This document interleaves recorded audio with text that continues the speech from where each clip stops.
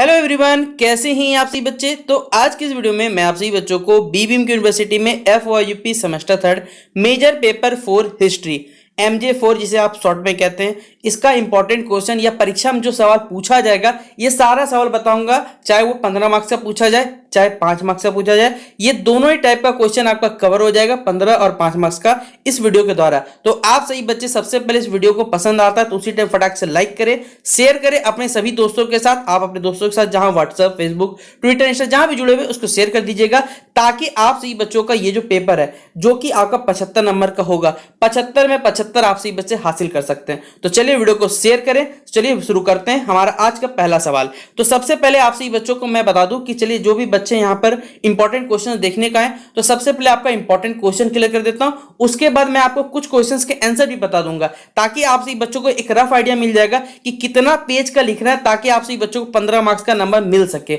और 5 मार्क्स में कितना लिखना है ये सारी बातें बताऊंगा। लेकिन सबसे पहले इंपॉर्टेंट क्वेश्चन एक बार चलिए बता देता हूं।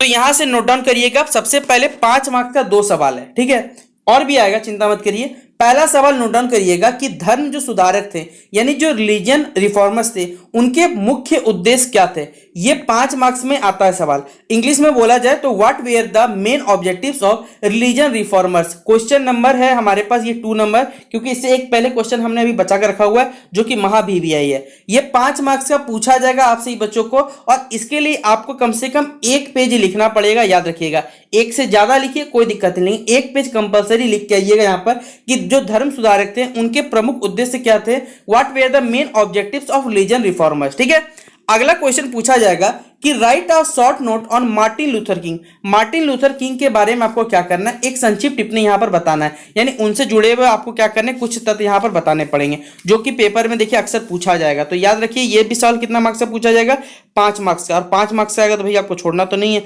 आपको सारा का सारा क्या कवर करना पड़ेगा। अगला सवाल आपसे बच्चों पूछा हुआ जो कि 15 मार्क्स का बेसिकली, कि what do you understand about renaissance. ठीक है, और throw light on its main feature, यानी अगर हम बात करें रेनेसेंस मतलब होता है पुनर्जागरण जिसे हम कहते हैं। ये सवाल 15 मार्क्स का पेपर में पूछा जाता है। तो 15 मार्क्स का सवाल है, कितना लिखिएगा। पहले इस सवाल को अगर इसका हिंदी अगर हम लोग मतलब निकालते हैं तो इसे कहेंगे पुनर्जागरण से आप क्या समझते हैं, और साथ ही साथ इसकी जो प्रमुख विशेषताएं होती है उन पे आपको क्या करना है, प्रकाश डालना है। ये 15 मार्क्स से पूछा गया सवाल है, तो आपको इसके लिए मिनिमम कम से कम 4 पन्ना, 3 से 4 पन्ना तक जरूर कवर करना पड़ेगा, क्योंकि हिस्ट्री हो, हिंदी हो, इंग्लिश हो, पॉलिटिकल साइंस हो, ये आपके बेसिकली वो पेपर होते हैं जो सब्जेक्टिव है, जिसमें ज्यादा जितना लिखिएगा उतना ज्यादा बेटर रहता है। तो मिनिमम 3, उससे ज्यादा जितना लिखिए कोई दिक्कत नहीं, 3 पन्ना आपको लिखना पड़ेगा, और जो कि टू द रिलेवेंट होना चाहिए, आपके कंटेक्ट से, यानी जो पूछा गया उसको लिखना है। तो पुनर्जागरण क्या होता है उसके बारे में बताइएगा, इसकी जो प्रमुख विशेषताएं उनके बारे में चर्चा करिएगा। अगला सवाल आपसे पूछा गया कि describe the reasons for the religious reform movement, यानी हम लोग जानते हैं कि जो धर्म सुधार आंदोलन हुए थे उसके क्या कारण थे, ये आपको बताना पड़ेगा। ये सवाल भी 15 मार्क्स का पूछा जाता है, तो आपको ये भी कितना पेज, मिनिमम 3, ज्यादा जितना लिखिए लिख सकते हैं। तो धर्म सुधार आंदोलन के जो प्रमुख कारण थे उनके कारणों का क्या करना है, आपको वर्णन करना, पूरा डिटेल वाइज क्या करना है, सब चीज को आपको कवर करना पड़ेगा। तो discuss the reasons for the religious reforms movement. अगला सवाल है what is meant by colonialism. Colonialism मतलब होता है जो उपनिवेशवाद होता है, जिसे हम कहते हैं उपनिवेश, माफ करिएगा, उपनिवेशवाद जिसे हम कहते हैं। इसमें जो बताया गया कि describe the colony established by different countries at the beginning of the modern era. देखिए हमको मालूम है कि जो बाहरी जो देश थे उन्होंने क्या किया, दूसरे देश में अपनी जगह कॉलोनी बसाई। इससे मॉडर्न एरा का कैसे शुरुआत हुई है, जो आधुनिक युग स्टार्ट हुआ है वो किस प्रकार स्टार्ट हुआ है, ये हमें बताना है बेसिकली। और इस सवाल को हिंदी में लिखिए, क्या लिखिए, उपनिवेशवाद से आप क्या समझते हैं, और आधुनिक युग के प्रारंभ में जो हमारे विभिन्न देश थे उनके द्वारा जो स्थापित किए गए जो उपनिवेश थे उनका वर्णन आपको यहां पर करना पड़ेगा। और यह भी सवाल कितने मार्क्स का है, तो 15 मार्क्स में ये सवाल पूछा जाता है। अगला सवाल आपसे पूछा जाएगा कि what do you mean by feudalism. यहाँ फेडरलिज्म नहीं पूछा गया, फ्यूडलिज्म क्या होता है हमें बताना है। Throw light on the reasons for the decline of feudalism. सामंतवाद जिसे हम हिंदी में कहते हैं, इंग्लिश में फ्यूडलिज्म कहते हैं, इससे आप क्या समझते हैं, और सामंतवाद का जो पतन हुआ था उसके जो प्रमुख कारण थे उन पे आपको क्या करना है, प्रकाश डालना है। ये क्वेश्चन नंबर 7 है, और ये भी सवाल 15 मार्क्स का पूछा जाता है। अगला सवाल है क्वेश्चन नंबर 8 जो हमारे पास है, वो डिस्कस द या explain the main features of mercantilism. यानी जो वाणिज्यवाद होता है उसकी जो प्रमुख विशेषताएं होती है, और ये भी कितना है भाई 15 मार्क्स का सवाल है। महाभिव्यय कर लीजिए, इस बार ये पेपर में छपेगा एकदम। और ये तो आप लोग क्लास 9 से पढ़ते आ रहे हैं कि जो फ्रेंच रेवोल्यूशन था, जो फ्रांस की क्रांति थी, उसके प्रमुख कारणों का वर्णन करना है। तो अगर आप इस सवाल को खुद भी थोड़ा सा पढ़ लीजिएगा, क्लास 9 को आपको थोड़ा रिकेप कर लीजिएगा, तो आप लोग खुद से भी तो इसे बना के लिख सकते हैं। कितना बेटर हो गया आपके लिए कि डिस्कस या describe that causes of the French revolution. French revolution, France की जो क्रांति हुई थी बेसिकली, उसके प्रमुख जो कारण थे उनका वर्णन करना पड़ेगा। और 15 मार्क्स का देखिए ये भी सवाल है। तो टोटल अगर आप देखिएगा तो हमने आपको 15 मार्क्स के क्वेश्चन नंबर 2 से लेकर 9 तक टोटल हमने आपको 8 क्वेश्चन बताए, जिसमें 15 मार्क्स के 6 क्वेश्चन थे। अब पेपर में आपको कोई 4 ही बनाना पड़ेगा 15 मार्क्स का, क्योंकि आपसे बच्चों को 60 नंबर का 15 मार्क्स का सवाल आता है। और 15 नंबर जो आता है बेसिकली उसमें 5 नंबर का 2 क्वेश्चन, 5 मार्क एमसीक्यू या वन लाइनर के रूप में आता है क्वेश्चन। तो हमने आप सही बच्चों को आज के इस वीडियो में अभी टोटल 70 नंबर कंप्लीट करवा दिया। बचा हुआ 5 नंबर जो रहेगा वो एग्जाम के टाइम पे आप सही बच्चों को सारा का सारा जो एमसीक्यू रहेगा वो भी बता दिया जाएगा। इसके लिए आप लोग निश्चिंत रह सकते हैं। अब एक क्वेश्चन हमने देखे जो पहले से बचा कर रखा हुआ आप सही बच्चों के लिए, कि जो बच्चे लास्ट तक आप सही बच्चों को इंपॉर्टेंट क्वेश्चन बताया जाएगा। और ये पेपर में देखिए बहुत ज्यादा आता है सवाल, क्योंकि आप सही बच्चों को अगर ये पढ़ लीजिएगा ना तो खुद भी इसे क्या कर सकते बना के लिख सकते हैं। तो चलिए कौन सा क्वेश्चन है जानने की कोशिश करते हैं। तो ये पहला ही सवाल आपसे बच्चों से पूछा जाएगा कि भौगोलिक अन्वेषण, अन्वेषण मतलब होता है डिस्कवरी जिसे हम कहते हैं, या खोज जिसे कहते हैं हिंदी में शुद्ध भाषा में कहा जाए। तो भौगोलिक अन्वेषण के लिए जो उत्तरदायी कारक है उनकी विवेचना आपको करनी है। और इस संदर्भ में क्या करना है, जो विभिन्न देश द्वारा जो किए गए प्रयास थे कि दूसरे देश में जाना है, खोज करना है, ये सारे बातों का आपको क्या करना है, उल्लेख करना है। एक सवाल इस तरह पूछा जा सकता है। इसी सवाल को देखिए दूसरे तरीके से पूछा जा सकता है कि जो भौगोलिक खोजों के बारे में, भौगोलिक खोजों के क्या प्रभाव हुए स्पष्ट करिए, या विश्व और मानव की जो खोज के संदर्भ में जो भौगोलिक हमारे अन्वेषण थे एवं मानवतावाद पर क्या करना है, आपको टिप्पणी करना है, ये टिप्पणी लिखना है। तो ये सवाल किसी भी तरीके से पूछे भैया 15 मार्क्स का पूछा जाएगा। तो चलिए आइए जानते किस प्रकार जो हमारे भौगोलिक खोज हुआ उस प्रकार किस प्रकार इन मानव जाति को एक नया बेसिकली एक रास्ता दिखाया, ये हमें बताना है। चलिए आइए जाने की कोशिश करते हैं। सबसे पहले बताया गया कि भौगोलिक खोजों या जो हमारे अन्वेषण थे इनके परिणाम स्वरूप क्या हुआ, यानी इसी का रिजल्ट बेसिकली क्या हुआ, हम लोग जो आज एक नवीन युग देख रहे हैं। अगर आप खुद सोच सकते हैं, जैसे बोला जाता है कि भैया तरह तरह के आदमियों ने क्या किया, एक जगह से दूसरे जगह उसने खोज किया। भाई खोज क्या किया होता है, वो देश तो पहले से भी था। अब कोई बोलेगा कि भैया हम आएंगे आपका देश और आपका खोज, भाई खोज कुछ नहीं किया, वो था, उसके बारे में उन्हें जानकारी दिया। इस वर्ड के बारे में यहाँ रिलेट करना चाहिए। तो ये यहाँ बताया गया कि विश्व में क्या हुआ, एक नवीन युग का प्रारंभ हुआ, एक नया वर्ड यहाँ क्रिएट हुआ। इससे जो हमारी पूर्व जो धरती के संबंध में जो भी भ्रामक अवधारणाएं थी, यानी जो भी कह सकते हैं मिसकंसेप्शन था बेसिकली, वो सारा का सारा क्या हो खत्म होने लगा। और जो सीमित भौगोलिक ज्ञान था उसके कारण समुद्री व्यवहार भी सीमित था, क्योंकि लोग समुद्र से यात्रा करना थोड़ा सहज नहीं मानते थे, लेकिन धीरे धीरे यह भी सहज होने लगा। 15वीं शताब्दी जो 15th सेंचुरी के जो पूर्वार्ध तक क्या हुआ, यह स्थिति लगभग था। अफ्रीका हो गया, एशिया, अमेरिका, ऑस्ट्रेलिया, न्यूजीलैंड में अधिकांश भागों में शेष विश्व के लोग परिचित थे। पृथ्वी के चपटे होने का लगता है सबको भ्रम था कि भैया पृथ्वी कैसा हमारा चपटा है। और साथ ही साथ पृथ्वी एवं समुद्र के विषय में सही जानकारी तो थी नहीं लोगों को उस टाइम, कि लोग यात्रा करने में भय का अनुभव करते थे तथा विभिन्न प्रकार की आशंकाओं से ग्रसित रहते थे, कि भैया बहुत सारा डर रहता है जीवन में, मृत्यु का डर जो सबसे बड़ा सभी लोगों के जीवन रहता है।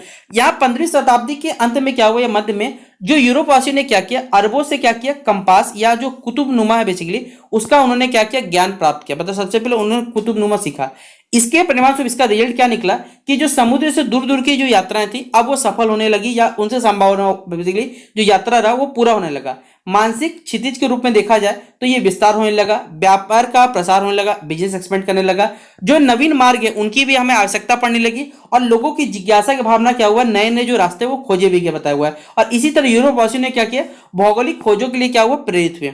शीघ्र ही ऑस्ट्रेलिया को छोड़कर विश्व की खोज कर ली गई। और इसी प्रकार यहां बताया जा रहा है कि 16वीं शताब्दी के अंत तक जो विश्व के विभिन्न क्षेत्रों से जो संपर्क था, मतलब टोटल जो कैसे कंट्रीज थे उनसे सबसे जुड़ा एक प्रकार का संपर्क बन गया, एक कनेक्शन टाइप का बन गया। विभिन्न देशों के साथ ही आर्थिक जो हितों को आगे बढ़ाने का यहाँ मार्ग प्रशस्त हुआ, मतलब रास्ता मिला, जिसके कारण उपनिवेशात बसाने, मतलब कॉलोनी लोग एक दूसरी जगह दूसरे कंट्री में जाकर बसाने लगे, जिनकी परिणति क्या हुआ, अंत में साम्राज्यों की स्थापना में। जैसे आप देखते हैं ब्रिटिश ने क्या किया था, भारत को अपना एक कॉलोनी बनाया था, वो आके यहाँ बस गए थे, 200 साल तक गुलामी हम लोग करवाते रहे, लेकिन जब उन्हें लात कह सकते बेसिकली यहाँ से भगाया भगाया गया, तड़पाया गया, निकाला गया, तो सीधे सीधे बाहर निकल गया यहाँ से ना। तो अटलांटिक पार करके एवं अफ्रीका के समुद्री तट से लेकर इंडीज तक की जो प्रारंभिक समुद्री जो भी खोज थे उनका श्रेय माना जाता है पुर्तगाल और स्पेन को दिया जाता है, ठीक है। वहीं पर निरंतर युद्धरत रहने के कारण जो भी बेसिकली आपको मालूम है भैया, हर देश एक दूसरे से युद्ध करते रहता है, काहे काहे कि उसको उसका जमीन चाहिए, सब कुछ चाहिए, रिसोर्सेज चाहिए, उन्हें पर्याप्त सैनिक एवं सामुद्रिक अनुभव भी हो चुका था। इस काल में क्या हुआ, जो भौगोलिक अन्वेषण थे मतलब जो डिस्कवरी थे उनका व्यापक रूप से एक प्रकार खोज हुआ और यूरोपवासी क्या करने लगे, विश्व की विभिन्न संस्कृतियों के संपर्क में कि अलग अलग जगह का क्या अलग अलग कल्चर है, सब कुछ सीखने लगे और भारत आए थे भैया वो लूटने के लिए, लूट के भी लेके चले गए जगह से। अब यहाँ पर जो उत्तरदायी कारक है मतलब ज्योग्राफिकल डिस्कवरी हुआ उसके पीछे क्या क्या कारण थे ये हमें बताना है। तो यहाँ पर सबसे पहला है आर्थिक कारक यानी इकोनॉमिक फैक्टर। आपको मालूम है कि यूरोप जैसा देश है वहां पर भैया मसाला नहीं है, मसाला वसाला नहीं है, वहां का आदमी इस प्रकार जीवन नहीं जीते, सूखा रोटी घास फूस खा के जिंदगी वो लोग कटता है, इस प्रकार कंडीशन था उस समय। इस काल में बताया गया कि यूरोप का व्यापार जो है निरंतर प्रसार हो रहा था, साथ ही यूरोप वासियों की आर्थिक आवश्यकता में वृद्धि, उनका बेसिक रिक्वायरमेंट बढ़ रहा था। अरब व्यापारियों का जो यूरोप में जो व्यावसायिक केंद्रों के प्रति जो बेसिकली जो बिजनेस सेंटर बने थे उनके प्रति आकर्षण क्या कम हो रहा था, क्योंकि जो बर्बर जाति के आक्रमण होने से उनकी जो कीमती और उनकी जो विलासितापूर्ण जिंदगी थी या वस्तुएं थी उनकी लगातार क्या होगी, मांग कम होगी। इसके अतिरिक्त जो धर्म युद्ध चल रहे थे उसके उपरांत क्या हुआ, तुर्की ने बेसिकली इस्लामी राज्य के विस्तार की ओर अधिक ध्यान दे दिया। उस्मान तुर्कों द्वारा क्या होने कुस्तुतनिया को बेसिकली अधिकृत मतलब उसे हड़प लिया गया या उसको अधिकृत कर लिया गया। के पश्चात यूरोप वासियों के पूर्व के साथ क्या होने लगा, व्यापार और भी कठिन मुश्किल होने लगा। व्यापार में तुर्कों ने क्या किया, व्यापारिक मार्गों पर जो भी बिजनेस रूट थे बेसिकली उन पर नियंत्रण करके अत्यधिक क्या करना मतलब जो टैक्सेस वसूलने लगा। और जो टैक्स महंगा हो जाएगा तो असली बात है भैया सामान तो जाएगा नहीं, सामान नहीं जाएगा तो आपको ज्यादा रेट में पड़ने वाला है, ये सबसे ज्यादा इंपॉर्टेंट फैक्टर पड़ने लगा। अगला बताया हुआ है कि यहाँ पर उपरोक्त परिस्थितियों के कारण क्या हुआ, जो नए नए मार्ग होने लगे वो खोजने लगे कि कितना हो सके जल्द से जल्द क्या कम से कम समय में हम एक जगह से दूसरे लोगों को पहुंचा सके, सामान को पहुंचा सके। इसी वजह से क्या धन के आकर्षण ने भी बिजली क्या किया, लोगों को यहाँ पर भौगोलिक जो खोज थे यानी हमारे जो डिस्कवरीज थे उनके लिए यहाँ पर प्रेरित किया। अगला तकनीकी कारण जो टेक्निकल फैक्टर्स थे, टेक्निकल फैक्टर्स में क्या कहते हैं, पृथ्वी तथा समुद्र से जो संबंधित अल्पलाइन के कारण जो 14वीं शताब्दी में 14th सेंचुरी के लोग जो थे बेसिकली विभिन्न मिथ्या मतलब बहुत सारे ऐसे मिसकंसेप्शंस थे कि ऐसा हो जाएगा ऐसा हो जाएगा, लेकिन जैसे जब पुनः जागरण हुआ बेसिक काल में क्या हुआ कि पृथ्वी गोल है, समुद्र में यात्रा के द्वारा पश्चिम से पूर्व तक पहुंचा जा सकता है। वैज्ञानिक और जो तकनीकी खोज ने क्या किया, नए नए यहाँ पर रास्ता जैसे जलयान हो गया बेसिकली हमारे पर रख रखाव सब कुछ यह फैसिलिटी करे, जहाज रानी का उपयोग होने लगा। नाविक जो थे वो खोज करता थे, उनके दलों का एक बेसिकली सुरक्षा प्रबंध होने लगा। जो भी नए नए नौचालन उपकरण का यहाँ इस्तेमाल होने लगा, जो कुतुबनामा था उनका इस्तेमाल होने लगा, जिससे क्या हुआ समुद्री मार्ग जो है वो आसानी से यहाँ पर डिस्कवर हो सका और लोग कम से कम समय में या कहा जाए यहाँ पर एक जगह से दूसरी जगह जाने भी लगे। फिर तीसरा फैक्टर बताया गया यहाँ पर धार्मिक कारक भी था यानी जो रिलीजियस फैक्टर्स भी थे। यहाँ बताया गया कि मध्यकाल तक लगभग जो समस्त यूरोप था उसमें ईसाई धर्म का प्रचार हो चुका था। ईसाई जो है वो पादरी पूर्व दिशा में धर्म प्रचार के लिए इधर उधर भटक रहे थे या उधर उधर जा रहे थे। उनका विचार था कि यदि मंगोलों को ईसाई धर्म में दीक्षित मतलब उनको ईसाई धर्म शिक्षा दिया जाए तो एशिया में क्या हो जाएगा, धर्म प्रचार सुगम इजी हो जाएगा। इसी उद्देश्य में उन्होंने क्या किया, जॉन नामक ईसाई भिक्षु को क्या किया, 1245 ईस्वी में उन्होंने मंगोलिया पहुंचकर मंगोल सम्राट से बातचीत की, किंतु उसे यहाँ पर बताया गया कि जो प्रदेशों की वहां की जानकारी अवश्य प्राप्त हुई। धर्म प्रचार की यह भावना जो है उत्तरोत्तर बलवती होने चली मतलब ये बढ़ती चली गई लगातार। फिर मार्को पोलो बेसिकली उनका यहाँ विवरण बेसिकली डिस्क्रिप्शन है यहाँ पर कि जो 13वीं शताब्दी के मार्को पोलो ने क्या किया, वेनिस से बेसिकली चीन और जापान तक की उन्होंने यात्रा की। वो चीन में बेसिकली कुलबई खां के दरबार में कई वर्षों तक रहा, फिर लगभग 24 साल बाद वो वेनिस वापस आ गया तथा जो अपना यात्रा वृत्तांत है उसने क्या किया, मार्को पोलो की यात्राएं शीर्षक से एक बेसिकली बुक उन्होंने पब्लिश किया, बुक पब्लिश नहीं किया बेसिक एक प्रकार आर्टिकल ने प्रकाशित किया। पूर्वी देशों के अनुसार यहाँ पर कहा जाए तो विवरण ने यूरोप वासियों को क्या किया, इसकी ओर आकर्षित किया। मार्को पोलो ने चीन के प्रसिद्ध जो नगर थे बर्मा और यहाँ पर श्याम के संबंध जो मंदिर थे, ठीक है, ये सारे के सारे चीजों को वहां जानकारी दिया था जिससे लोग आकर्षित होने लगा। और इसी कंडीशन में यहाँ पर जो अभिलाषा था, लोगों की इच्छा था और लोगों की इच्छा के कारण क्या हुआ, तीव्र होने लगी और यहाँ पर नए नए चीजों को खोज होने लगा। तो ये कुछ कारण थे जिनके कारण हमारे पास जो भौगोलिक अन्वेषण थे उनकी खोज या उनका वर्चस्व लगातार या बोला जाए उनके प्रति लोगों की लालसा बढ़ती चली गई। तो ये हमने आपको एक क्वेश्चन बता दिया जो पेपर में पूछा जाएगा और इसके अलावा बहुत सारे क्वेश्चन बता दिए जो कि आपको पेपर में पूछे जाएंगे। इसके अलावा कोई अगर सवाल रह जाता है तो आपको नेक्स्ट वीडियो मिल जाएगा मेजर पेपर 4 का और और मेजर पेपर 5 का वीडियो मिलेगा, इसकी चिंता मत करें। इसलिए जितना हो सके अपने इस वीडियो को शेयर कर दिए सभी दोस्तों के साथ, ताकि ये वीडियो उनके पास पहुंच सके। बाकी वीडियो कैसा लगा जरूर बताइएगा, और कहां से देख रहे वीडियो को ये जरूर बताना है। तो चलिए मिलते हैं नेक्स्ट वीडियो पे, तब तक के लिए जय हिंद जय भारत।